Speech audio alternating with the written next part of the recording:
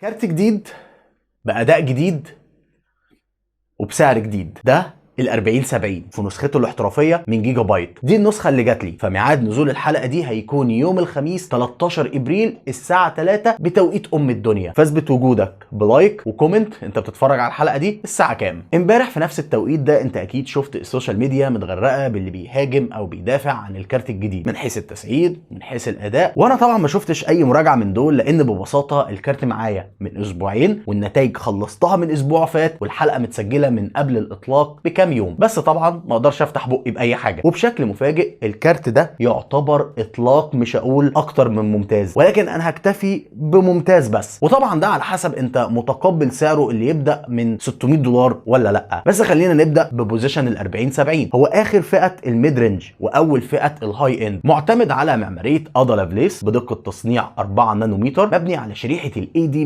104، نفس الشريحه اللي متواجده في كارت ال 4070 تي اي، لكن طبعا بمواصفات اقل، بالاخص من حيث عدد الانويه، بالتالي الاداء اقل واستهلاك الطاقه طبعا اقل، وشريحه تنافسيه مختلفه تماما. ال 4070 مثلا في عدد 5888 كودا كور، 184 تنسور كور، و46 نواه تتبع اشعه او ار تي كور. انما ال 4070 تي اي بيجي باعداد اكبر، 7680 للكودا كور، 240 للتنسور كور، و60 ار تي كور. الارقام دي كنسب اعلى من ال 4070 بحوالي 30% لكل نوع من الانويه. فروق الاداء طبعا مش بالضروره تكون 30% زي فرق المواصفات بين الاثنين، ولكن المتوسط بين الاثنين كفرق اداء على كل سيناريوهات الاداء سواء ريزولوشن او تتبع اشعه ودي ال اس اس بتتكلم في 19%، اللي هو نفس فرق السعر ما بين الكارتين. بس انفيديا حبت تسيب طابع فئات السبعينيات كلها واحد، انهم كلهم هيجوا برامات 12 جيجا من نوع جي دي دي ار 6 اكس، وهو تبقى مطمن ان انفيديا مش هتنزل كارت سبعينات ثالث. والله يعملوها وينزلوا ال 4070 سوبر. المهم ان ال 4070 هيستبدل كل من ال 3070 والنسخه التي اي منه. بس انت كمستخدم انت طماع اداء، انت عاوز حاجه تدفع فيها مبلغ يبدا من 600 دولار مثلا، اللي هو السعر اللي هيبدا منه ال 4070، وعلى حسب ما عرفت سعر النسخه ال 4070 الجيمنج او سي هيكون او هيبدا من 650 دولار، وتاخد اداء مثلا زي ال 3080 تي اي. معلش يعني ال 3070 كان باداء ال 2080 تي اي، فاحنا متعودين على ليفل اداء معين لفئه السبعينيات. كاداء الكارت اقدر اقول لك مناسب جدا لالعاب ال 1440 بي، سواء كانت العاب التريبل اي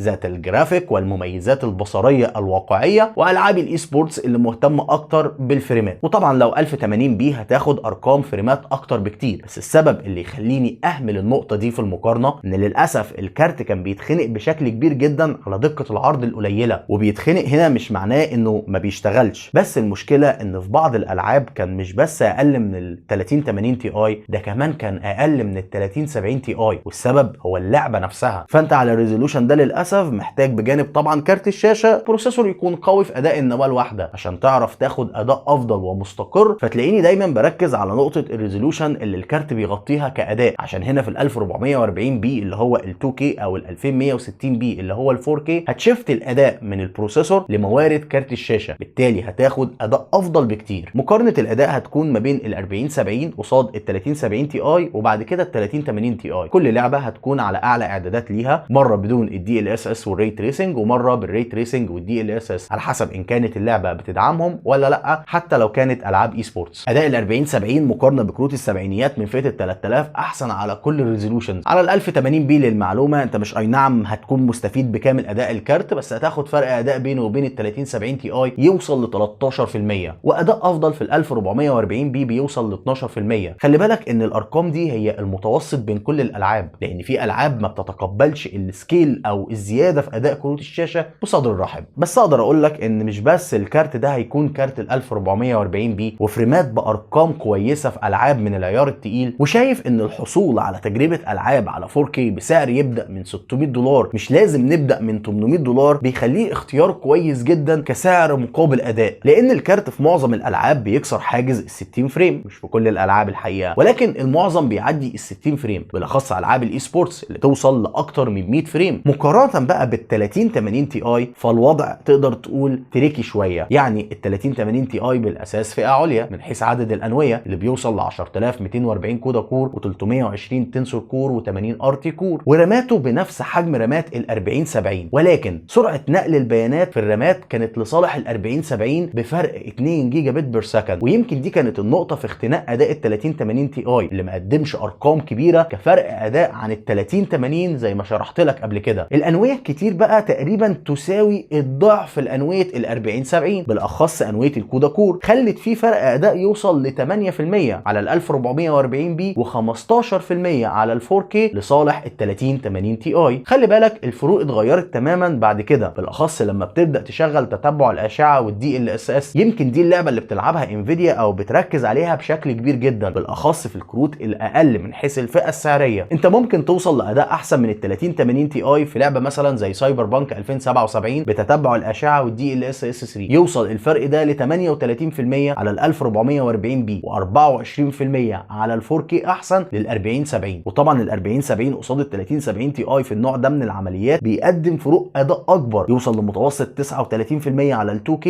و29% على ال 4K. حتى لو انويه ال 4070 اقل بالاخص مقارنه مثلا بال 3080 تي اي، فالتطوير المستمر اللي بتعمله انفيديا في النوع ده من عمليات المعالجه فارق كتير جدا. سواء متقبل الفكره او مش مقتنع بيها، تقدر تقول انها واقع مفروض. شركات كتير بقت دلوقتي تقدم تقنيات مشابهه في آلية عملها، لان ده هو بالنسبه لهم المستقبل. ال 3080 تي اي احسن من ال 4070 او ال 4070 ما قدمش كل التوقعات، بس تعال نبص لها من ناحيه تانية خالص. ال 4070 وضعه مختلف شويه عن كروت انفيديا اللي فاتت، مش بس من ناحيه الاداء ولكن كمان من ناحيه الاصدار. الشركات في النسخ الاحترافيه من الاطلاقات اللي فاتت اعتمدت على منفذ البي سي اي اكسبريس 5 او ال 16 بن والادابتور اللي بيجي معاه، مع العلم ان بعض الكروت ما كانتش محتاجه اصلا المنفذ ده وكان يكفي 2 8 بن. المره دي الموضوع مختلف. الكروت الاحترافيه هتتقسم لنوعين. النوع الاول هيكون معتمد على ال 16 بن الجديد، وهيجي من ضمن المشتملات تحويله من 2 8 بن لواحد 16 بن. النوع الثاني هتكون نسخ بمنافذ الباور القديمه، بالتحديد 1 8 بن فقط لا غير. وخلي بالك دي هتكون اقل في التردد شويه، فهنا استهلاك الطاقه هيكون مختلف ما بين النسخ والثانيه، لان الماكسيمم باور لل 8 بن هو 150 واط والماكسيمم باور لل 16 بن المفروض 300 واط، انما في حاله الكارت هنا هتكون 200 واط بالظبط، لان النسخه اللي معايا حققت الرقم ده بالتمام والكمال، وهي معتمده على منفذ ال 16 بن تحت اعتى ظروف للضغط. الفكره بقى هل ال 50 واط الفرق دول هيأثروا قد ايه في الاداء او هيحجموا بنسبه قد ايه من البوست كلوك بتاع الكارت؟ طبعا كرقم استهلاك طاقه اقل من ال 3080 تي اي وال 3070 تي اي وال 3070 وال 3080، فتقدر تعتبر ال 4070 ككفاءه من حيث فروق الاداء احسن بكتير جدا من ال 3070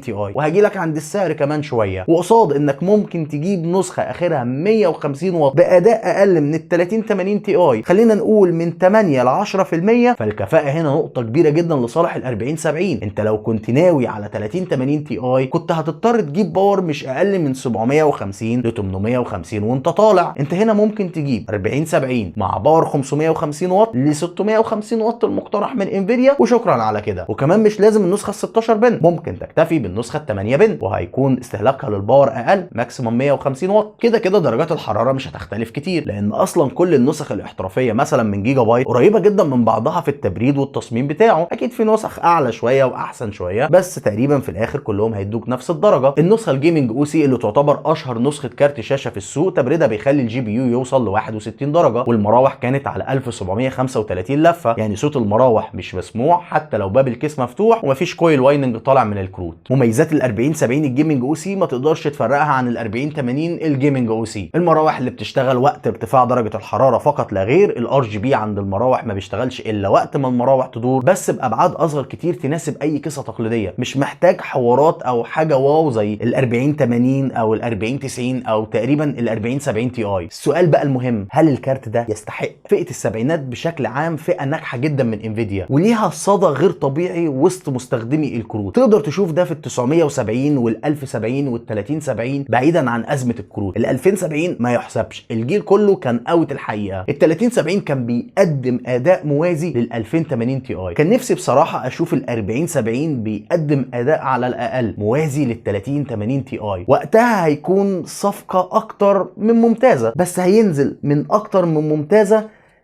لصفقه ممتازه. والسبب هو ان سعر ال 3080 تي اي حاليا بيلعب في رينج ال 1200 دولار ل 1700 دولار على حسب النسخه. طبعا فرق السعر من مرتين لثلاث مرات. فلو انت كنت ناوي على ال 3080 تي اي في اي مرحله من مراحل التجميع، ال 4070 احسن سعر وكفاءه، وفروق الاداء مش كبيره بين الاثنين بالدرجه. فمفيش اي حاجه ترجح ال 3080 تي اي هنا الا لو سعره نزل جامد، ودي صعبه شويه. ويوم ما هينزل لكام؟ 800 دولار مثلا، 900 دولار مثلا. بلس ان ده معماريه احسن واحدث، عمر تقادمي في الدعم اطول، انكودر اي في 1. كل المميزات دي بترجح كفه ال 4070 على ال 3080 تي اي وحتى على ال 3070 تي اي. ال 3070 تي اي تقدر تقتنيه دلوقتي بنفس رينج السعر اللي هيكون متاح بيه ال 4070. بما ان ما عندناش حاليا ازمه كروت، فكفه ال 4070 هنا كمان تكسب على ال 3070 تي اي. ولكن عند ال 3070 العادي هي دي المشكله. بالنسبه لك ال 4070 هنا من غير نكهه التي اي فب 600 دولار ده يعتبر غالي جدا. بس خلاص بقت هي دي القاعده العامه، غياب المنافسه والحاجه دايما لاداء احسن معناه في عرف الشركات سعر اعلى. واتوقع ده كمان في الفئه المتوسطه البحته، مش في اخر الفئه المتوسطه، ان اسعار الكروت تزيد من 50 ل 100 دولار مقارنه بكروت ال 3000 من نفس الفئه السعريه. فزي ما تقدر تقول ان ده بقى واقع مفروض عليك، او هو ده بقى العادي. فما تتوقعش اي تغيير الا لو وضع السوق او المنافسه اتغير. غير كده انا عاجبني ال 4070 كتطور بنفس سعر ال 3070 تي اي، او خلينا نقول لو انا بفكر في تجميعتي الجايه في ليفل كارت زي ال 3070 تي اي ومش عاوز ادفع كتير، ال 4070 هيكون اختيار كويس في كل حاجه. حتى لو انت كنت مقلق من موضوع ال 16 بن، بقى عندك كروت دلوقتي 8 بن. فبصراحه مش شايف اي عذر ليك انك تشتري الكارت ده، الا طبعا لو ريت الدولار ليه راي تاني. اكيد انا وانت كنا عاوزين سعر احسن من كده ووضع اقتصادي احسن من كده، بس للاسف تاتي الرياح بما لا تشتهي السفن. ولكن لو عملت لايك وسبسكرايب ورايك تحت في الحلقه، ممكن الحلقه اللي جايه تكون من الحاجات اللي بتشتهيها المحفظه مش السفن بس. ولحد الحلقه اللي جايه، سلام.